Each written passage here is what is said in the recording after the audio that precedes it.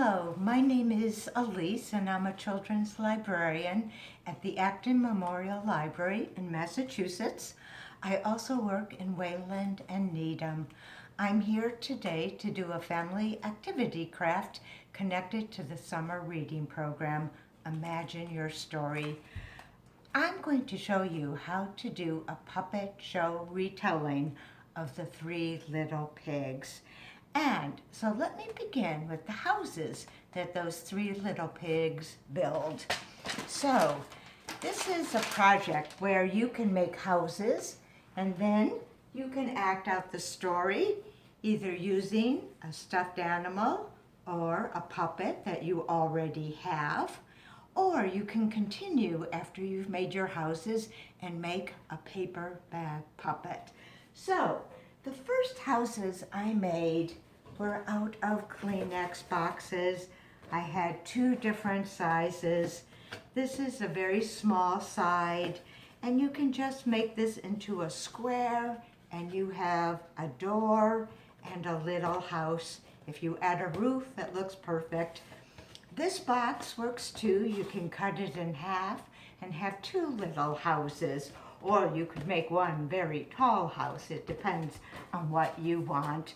But this is how I started with these three boxes. And I painted them white just to make it nicer so that that white would show through rather than the text, the typography on the box. And here are the three houses that I made. Here's my straw house, my stick house, and my brick house. Now for this little straw house, I use this packing material that comes in fruit baskets and you can buy in craft stores. I thought it was fun. For the stick house, I'm always working with cardboard. Whoops. So I just use my sticks of cardboard and cut them into small pieces, and that was fun. And for the red brick house, I used a technique I've been showing where you take paint and using a little piece of sponge, you wet it and dip it into the paint and you create bricks. And I also added roofs, and this was out of this corrugated paper package. It comes in different colors. It's really nice and fun to work with. I made sure to add chimneys because in telling a story, you have to learn all the details and you have to remember that someone falls through the chimney. I didn't want the wolf to walk right in, so I created little doors. And so here are my three boxes. And as you can see, I just painted in white very quickly. And so these were easy and fun and not too big. Now I decided to do some other ones, and you could use boxes like this, or even one big box. And let me show you what these look like. And here they are. I didn't want boxes that were too big. And here is my straw house, here is my stick house, and here is my red brick house. And this time for straw, I decided to use raffia. I had some, I just chopped it up. I put a lot of Elmer's glue, layered on the raffia, and let it dry. And again, I added roofs. And on the stick house, instead of using cardboard, this time I decided to use toothpicks, and they were colored, so it made it nice and colorful. But you could also use plain toothpicks. You could also use popsicle sticks. I also had some other packaging material I had thought about using. This is some cardboard that's a little shredded, but I didn't use it here. So there's lots of options. And then for my brick house, I again used the sponge painting, but you could just cut up red squares, and those could be your red bricks. And you could do that with construction paper or cardboard. And again, I added doors so the wolf can't walk right in.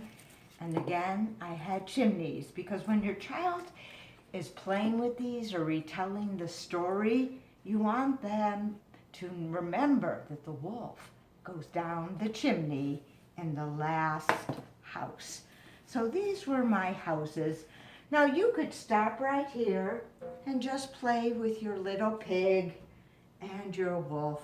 But I wanted to try to make some puppets. So let me show you what I made. Okay, well first I had this puppet that is from a sort of gift box kit that I found on Amazon by Ebu. They make very attractive children's playing cards and things like that. And you could do a pig like this out of cardboard, but I didn't. I used that technique though for our wolf. I used a paper plate and I used a thick popsicle stick for the child's hand.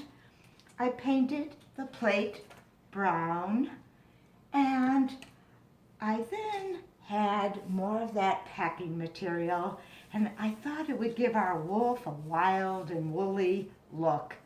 Using construction paper, I made a snout with sharp teeth and eyes and ears.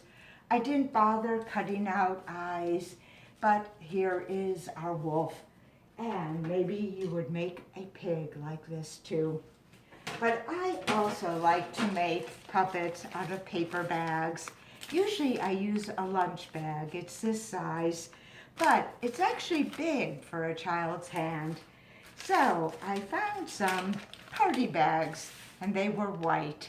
So I bought them. And we all know that in children's books, pigs are like a bubblegum pink.